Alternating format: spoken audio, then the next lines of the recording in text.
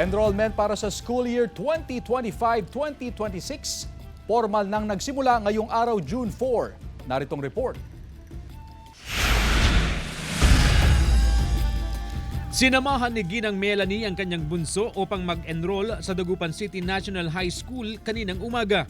Incoming grade 7 student si Nika. Dala ni Ginang Melanie ang report card ni Nika upang makapag-enroll. Masaya raw na kinakabahan si Nika na papasok sa junior high school. English daw ang kanyang paboritong subject. Excited po ako makamit ng bagong friends ko. Nakasuporta naman si Mami Melanie kay Nika tulad ng suporta niya sa dalawa pa niyang anak na nag-aaral din sa City High.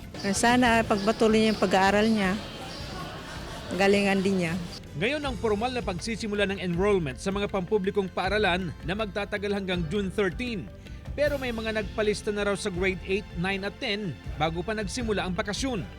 Nasa 80 hanggang 90% na raw ang nakapag-enroll sa City High.